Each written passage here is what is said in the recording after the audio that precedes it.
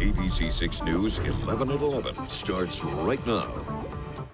Coming up on ABC 6 at 11, workers from Rhode Island School of Design could be striking tomorrow. We'll tell you what we know right now. Plus, 2 people arrested in Dartmouth on a long list of charges after police found them in a stolen vehicle. And tomorrow is the deadline for homeless residents in Pawtucket to vacate an encampment under 2 highway bridges. But first, Teamsters Local 251 says workers from Rhode Island School of Design will begin an open-ended strike starting tomorrow. Good evening to you. I'm Alyssa Azara. Union members say the strike is a response to the school's alleged failure to negotiate with its employees. This comes less than 2 weeks after employees held a 1-day unfair labor practice strike. Teamsters has since filed ULP charges against the school for failing to pay a general wage increase and changing starting rates for employees without notice. The strike is expected to begin at 4 tomorrow morning. And in a statement, RISD says they've been working with staff members since June of last year to come up with an agreement that provides wage increases while maintaining benefits. The release also says, quote, although negotiations were productive at first, union leaders have been unwilling to work productively with us since we began discussing economic issues in October. RISD official says the school respects the union's right to strike, but they said it will not resolve the matter. Tomorrow marks 10 days since the city of Pawtucket issued a notice to vacate for homeless encampments under 2 highway bridges. The half a dozen homeless underneath the overpasses of Interstate 95 at the Garden Street and George Street locations must leave by 9 tomorrow morning, or they could face some fines and arrests. The Rhode Island Department of Housing has been offering rides to its Main Street facility and the Cranston Street Armory. Meanwhile, Portsmouth police say 1 person is dead after a car crashed into a home on Anthony Road this morning. The woman driving was taken to the hospital with life-threatening injuries, where she later died. Police say nobody in the house was injured, but this is an ongoing investigation. 1 man has been arrested after a shootout on Cumberland Street in Woonsocket. Police say the shooting happened around 2:30 p.m. on Saturday. 49-year-old Gerald Ware was treated for a gunshot wound and held overnight at police headquarters. They say a 13-year-old in a car passing by was also injured but is okay. Ware was arrested and charged with felony assault and discharging a firearm while committing a crime of violence. Police, though, they are still searching for that second suspect. Over in Massachusetts, Dartmouth police arrest 2 people on a slew of charges. Police say they found a stolen car pulling into a Walgreens on State Road. That's when authorities found 48-year-old Melvin Ward and 34-year-old Jessica Fernandez in the stolen car, along with fentanyl. Ward and Fernandez were arrested and charged with receiving a stolen motor vehicle and possession of a Class A drug. All right, you are taking a live look over the city of Providence on this beautiful Sunday evening. Meteorologist Kelly Bates joins us now live in the Weather Center. Hey, Kelly. Well, hello, Alyssa. And you know what? It really is a pretty night, but what is perhaps interesting meteorologically, take a look at the dew point. It's 5. It is super duper dry out there, even though temperatures are coming down into the 30s. When we see a dew point like that, it is an indication when you put it up next to that temperature that it's super dry. Also, you'll note that it does feel like 30 because we do have a little bit of a wind moving in from the north-northwest. It's real light, though, at 7 miles per hour. So as we look at our sky, we are looking at high pressure, and there isn't a whole lot to see, and that's the whole point. When high pressure moves in, it makes it hard to make clouds, certainly the type that would give us precipitation, and you'll notice it takes up a lot of area. That ensures that we are going to stay mainly clear through the overnight tonight, and we are looking at sunshine right from the gate for tomorrow. So even though we'll ultimately bottom out in the 20s, thanks to sun getting into the picture pretty quickly, we're going to see our temperatures even warmer than we were today as we top out well into the 50s. But we have a very unsettled week ahead. There is a good chance of rain nearly every day. I'll let you know when it starts and, more importantly, when it stops, coming up in just a couple of minutes. Alyssa? All right, thanks, Kelly. We'll be looking for it. Tiverton police need your help finding the girl on your screen. 16-year-old Ava was last seen on Friday evening wearing a crop top sweatshirt and camo sweatpants. She's 5 feet 7 inches and 155 pounds with brown hair and blonde highlights. Police say Ava could be in Newport, Portsmouth, or Middletown and could possibly be in danger. If you have any information, you are asked to call the number on your screen. Well, a tragic scene in a Mission Hill neighborhood. Tonight, our sister station WCVB is reporting that a college student is in critical condition after falling from a second-story window Saturday night. Boston police say the Northeastern student fell from the apartment window on Judge Street shortly before 7 p.m.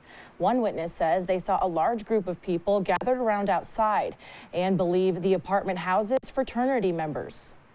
A lot of police cars, saw the EMS pull up with medical response and fire trucks. Actually watched them all run up to the house, saw the students who were all dressed up for formal, just standing outside, crowding around. I was actually just at my own formal the night before, so seeing something like this happen the next day was just very traumatic for myself as well. Witnesses also say they saw investigators collecting evidence from the scene for at least 2 hours after the incident. Meanwhile, the university says they are waiting to hear from the hospital on the student's condition. All right, we are turning now to the indictment of former President Donald Trump. We are learning more about how the process of his arraignment on criminal charges is expected to unfold this week. The charges, which sources say could potentially expose Trump to prison time, remain sealed until his court appearance Tuesday. Jay O'Brien has more.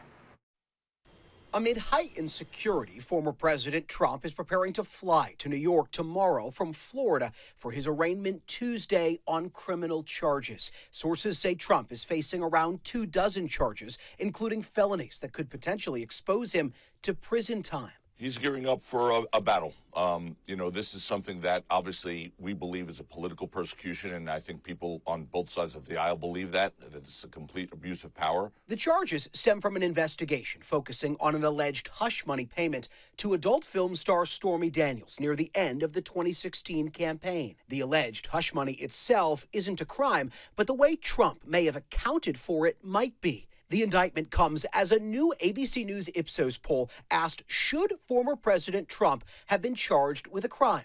45% of Americans saying he should, 32% believe he should not, 23% don't know. But along party lines, 88% of Democrats think Trump should have been charged, as do 40% of independents. 62% of Republicans responding the former president should not have been charged. Ahead of the arraignment, former President Trump will be driven to court from his Fifth Avenue apartment, his movements coordinated by the Secret Service and the NYPD. Once inside, he'll be processed but not handcuffed and walked along the 15th floor corridor into the courtroom where his attorneys said he'll plead not guilty. Trump will reportedly leave town after leaving court and is expected to speak from Mar-a-Lago that evening. Trump is the first presidential candidate to seek office while facing criminal charges. Jay O'Brien, ABC News, West Palm Beach, Florida. Meanwhile, former Arkansas Governor Asa Hutchinson is throwing his hat into the ring. Hutchinson announcing his run for the 2024 Republican presidential nomination. As a frequent critic of former President Trump, Hutchinson has been hinting at this for months. Trump and former U.S. ambassador to the United Nations have also announced their candidacies. Plus, a number of other Republicans, including Florida Governor Ron DeSantis and former Vice President Mike Pence, have also been suggesting they are considering presidential bids.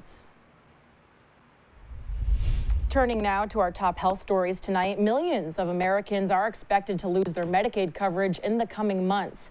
Congress has barred states from shrinking their Medicaid rolls since the pandemic began, but that restriction ended on Saturday. A handful of states could move quickly to eliminate benefits for people they determine are ineligible for Medicaid. Those states include Arizona, Arkansas, Idaho, New Hampshire, and South Dakota, but another 14 states are expected to trim their rolls in May, and 20 more may act in June.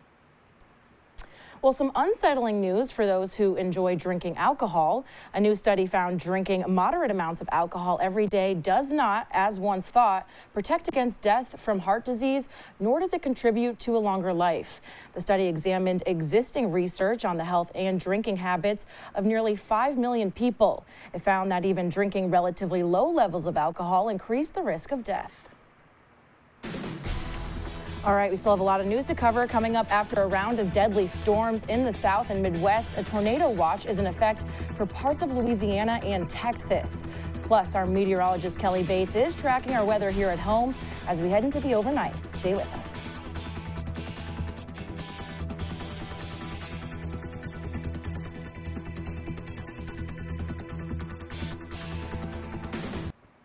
Welcome back. We're turning now to the aftermath of that dangerous weather across the South and Midwest. A dangerous new storm is threatening. Tornado watch is in effect for parts of Texas and Louisiana, raising concerns amid cleanup from this weekend's deadly tornado outbreak. Take a listen. Across the South, millions on alert for severe weather.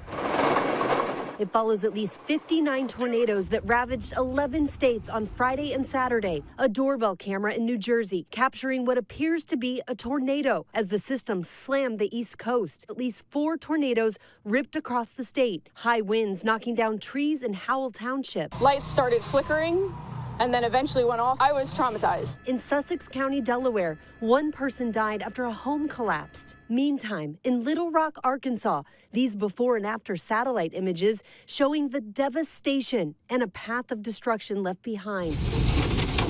This video shows that EF3 tornado as it tore through. This driver caught right in the middle of it. Yeah, 100% did think I was going to die. Once I saw the winds pick up the way they did. Further east in wind, Governor Sanders praising the recovery effort. Obviously, this is just an unbelievably tragic moment for our state, but what I found to be so amazing are the people who are stepping up, not just from this community, but across all of Arkansas. In Adamsville, Tennessee, a one-stoplight town, 9 people died. Praise the Lord. But we're alive. We're alive. Misty Garner Gray, members of her family and their dogs huddled in her in-law's basement when an EF3 tornado hit. The front of the house is right here. The front porch is just gone. The bedroom walls and the roof badly damaged. Her home destroyed. Her in-laws, Gerald and Erling Gray, lived there for 35 years. The family removing their belongings ahead of more severe weather expected this week. It was devastating. It was devastating.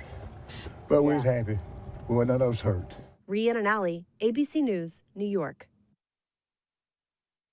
And now, your ABC6 Storm Tracker weather with meteorologist Kelly Bates. Well, we do have some interesting seasonable weather that we had to endure, but nothing like those folks did, of course. We had a seasonable day where we topped out at 53, where our average high is 54, and we actually started warmer today. As we put this day to bed, take note of our records, 75 and 20. Those remain in the books for at least another year. So, yeah, we had temperatures that were pretty much where we would expect them this time of year, with 53 not only in Providence, but also in Smithfield, down to Westerly. We also picked up 52 as our high temperature in Newport, with 50 in New Bedford for the day's high. Now, our temperatures, of course, are on their way down. We're headed into the overnight, and as we do so, we're down to about the mid-30s. Smithfield's down to 34, and we do have 36 downtown, with 37 currently in Newport, 38 right now for Westerly. But that's only part of the story. You see, we have this wind, and this wind had been gusty all day. But as we go into the overnight, these winds are really going to dramatically relax. Still moving in air from the northwest, and a northwesterly wind brings in cool and dry air for us in southern New England. Certainly getting that job done. But as the winds relax, it's going to give another element. And in fact, our gusts have gone, well, pretty done, except for out on the Cape locally. So when high pressure's in charge, it gives us a clear sky. When we have clear sky and calm winds during the overnight like we're expecting, it tends to allow temperatures to drop off pretty quickly and pretty far. So as those winds continue to relax, it's going to have an impact on where we bottom out for tomorrow morning. We're right now expected to bottom out in the 20s for most areas, but thanks to high pressure being in charge, it means we're also going to start with sunshine right from the gate.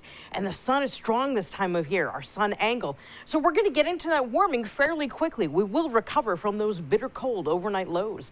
So here's how things look as we go through tomorrow, again starting in the 20s, quickly getting into the 30s, picking up a little bit of a breeze in the afternoon. Winds are expected to gust around 25 miles per hour, not the 30 to 35 like we saw this afternoon. Here's your day for Monday. High pressure's in charge, and that means tons of sunshine. And that'll take us into the overnight, too, before we get to Tuesday, with the exception of this front. And I'll talk more about that front in just a second. Wanted to prep you for your early commute. We are expecting sunshine both coming and going, so I guess if you needed gear per se, sunglasses would be it. Heading in, about 30. Heading home, about 54. Should actually be a pretty pleasant late day commute. So jumping ahead to Monday night, you saw that front approach. That is a cool front. You'll notice there's a warm front here too. So as long as that warm front is there, we're going to continue to move in air from the southwest. Southwesterly wind for us tends to move in heat and perhaps a little bit of humidity 72. And that's going to be our case through the day on Tuesday. Even though we're going to see a good deal of cloudiness with that strong southwesterly flow, we're still going to see temperatures come up into the lower 60s. It's not until we can get this cold front to drop through the region where we bring temperatures back down. And it's not going to be happening on Tuesday. You notice it still stays to our north. So yeah, even though we have clouds, Tuesday is going to be one of our warmer days of the week ahead. But for tonight, it is going to be pretty chilly. Lows will be dropping into the 20s, clear skies. It will be cold and a near calm wind that will continue to relax through the overnight time frame. As we go to tomorrow, sunny, breezy, milder, highs topping out well into the 50s. Basically a replay of what we saw today, but it will be warmer and a little bit less windy. So just a really pleasant day. Here's your extended forecast. I'll step out so you can all take a look. We're looking at temperatures in the 60s for Tuesday, again for Thursday, and again as we look towards Sunday. So a trio of days that could be warmer than average by 5 degrees or more. So very exciting stuff that we're watching on your 7-day outlook. Yeah, very nice Monday. I'm excited. Yeah, for a Monday, you know, we can't beat it. Exactly. And all I need is my sunglasses, which I already always have. So Aces. block out the haters with the sunglasses. Thanks, Kelly. I appreciate it. Of course. Yeah, coming up next in sports, the Bruins also trying to block out the haters as they take on the St. Louis Blues on the second night of a back-to-back. Plus, Providence College getting their point guard back for next year's college basketball season. Some transfer portal news after the break. Plus, the first series of the Major League Baseball season wrapping up. Red Sox, Orioles, Yankees, Giants. Stick around. Sports is next.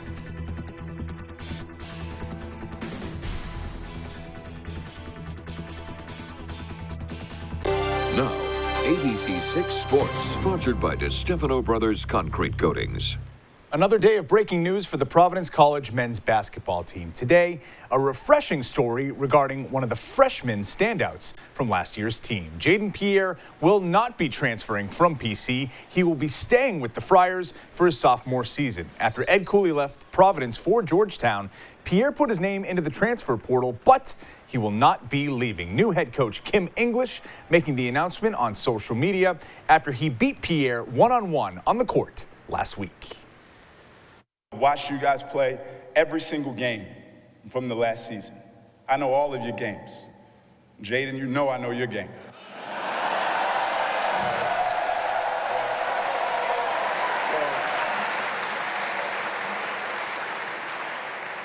When the opportunity came to coach you guys, it's an opportunity you can't pass up. Kim English has now retained Pierre, Bryce Hopkins, Devin Carter, and Corey Floyd from last year's team. Alan Breed was suspended indefinitely yesterday. Jared Bynum still exploring transfer options, none as of yet going to Georgetown. Sticking with college hoops, it's championship eve for the men. By this time tomorrow, a new champion will be crowned. Former URI head coach Dan Hurley, one win away from getting his UConn Huskies back to the top of the game, getting past former Friar Jim Larinaga's Miami Hurricanes last night. Hurley puts up cardboard cutouts of the national championship trophy around his locker room, a tradition that started in Kingston, Rhode Island. Back at Rhode Island, when we hadn't won an Atlantic 10 championship since Lamar Odom. That was our aim, that was our target. You need reminders. You really got to turn from September through to when the season ends into the we season, because you know that the me season is coming very soon. It really hits you as soon as you've played your last game, where it goes from we to me. And that final game is tomorrow for the men. It was today for the women. LSU beating Iowa for the national championship, 102-85. Angel Reese letting the world know she needs to be fitted for a championship ring. Tigers head coach Kim Mulkey winning her 4th title. A lot of whistles, loud whistles from the referees today as well. To the ice now, the Bruins in St. Louis on the second night of a back-to-back. Trent Frederick playing in his hometown, and he starts the scoring here on a 2-on-1 with Jake DeBrusk. The rebound buried by Freddie, his family in the booth above. DeBrusk called for the goal. Bees would score first 3 goals of this one. Final minute of the game, the Bruins clinging to a 1-goal lead. The Blues empty the net, scrum in front. The puck finds Jordan Kyrou. His wrister beats the buzzer. St. Louis ties the game with 23 seconds left. This one heads through overtime into a shootout. 1-0 Bees in the shootout. A save wins it. Linus Allmark doing a split, making a fantastic glove save. The Bruins win their 60th game of the year, 4-3 in penalty shots.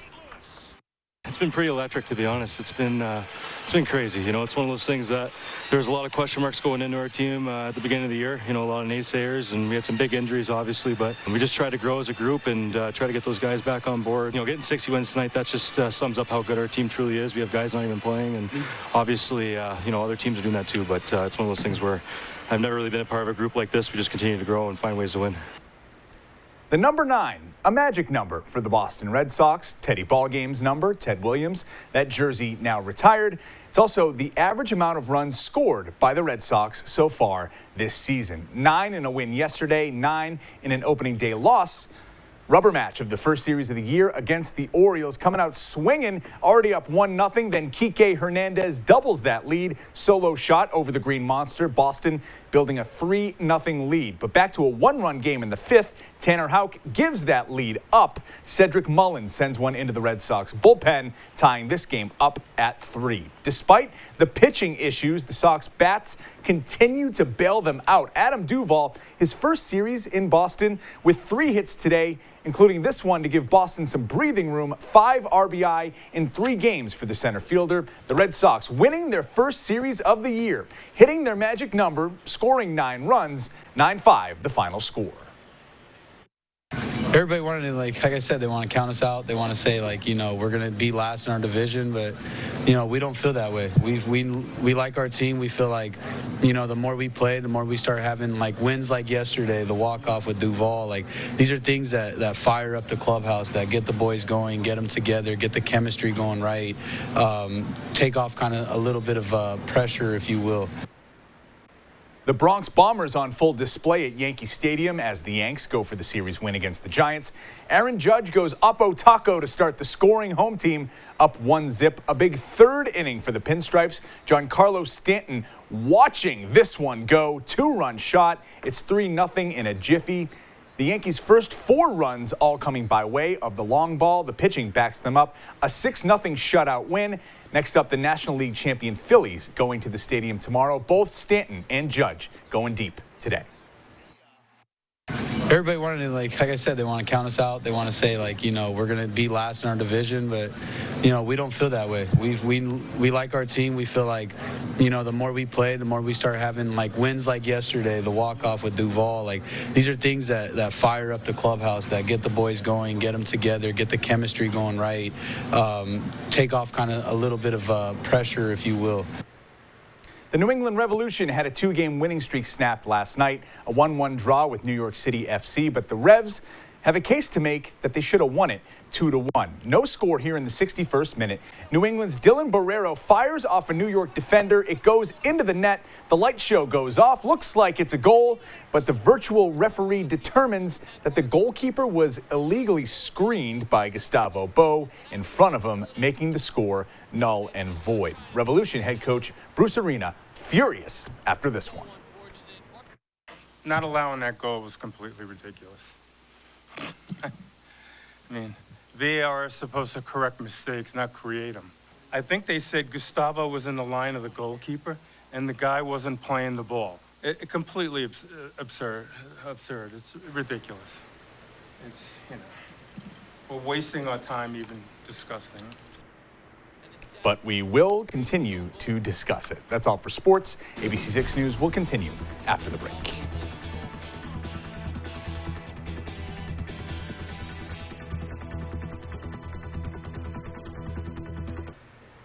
Well, it is peanut butter and jelly time because today is National Peanut Butter and Jelly Day. The first known recipe for a PB&J sandwich was in a Boston cooking magazine back in 1901. That predates sliced bread. In honor of the day, Skippy is offering the perfect PB&J making utensil. It's called the PBJ X Pro, and it features 2 separate knives so you don't mix your peanut butter and jelly. Now, that's pretty interesting to me, but I can't remember the last time I had a PB&J, but whenever I do, they hit the spot, I would say. They do. Why do you need an extra tool to, like, what is the point of that? I don't think I need that. If it's going to mix anyways, you can What is this? What are we looking at So here? it also comes with a spoon. Yes. I'm not sure what the spoon's The for. spoon helps. I will say that. The spoon helps. So Extra portions. So you wouldn't buy that? No. Okay. Save your money. Use a knife. PB&J's are the best, though. Yeah, PB&J does kind of rule. I like them And on the fluff. beach, like in the summer. On the beach? Yeah. Interesting. It's a good beach snack. Are we creamy peanut butter or are we chunky? Creamy. Creamy? Yeah. Same. All right, we're good. I recently tried a chunky, though, from Trader Joe's, and I didn't like it. It was very watery. Oh, you got to mix it. I did. The low-fat peanut butter is better. I will say that, though. Yeah. Low-fat better than the That regular might be an unpopular opinion. That's you know what? Hot takes. Hot sports takes and hot peanut butter takes. That's what you come here for. All right, so that last look at the weather, Kelly. Sure. We're looking at lots of sunshine for tomorrow, but it will be very chilly in the morning. If you're up before, say, 7, 8, it will be in the 20s. But once we get into the sun, it's going to warm up fairly quickly, and we will see temperatures recover well into the 50s. Tuesday, we're looking at basically bringing in some clouds, some patchy fog. It will be warmer, and it will be a little bit on the humid side, too, as a warm front will be bringing in air pretty strongly from the southwest. A good day for a PB&J, maybe. Oh, at the beach. Always is. Thanks, Kelly, and thanks for joining us. Have a great night, everyone.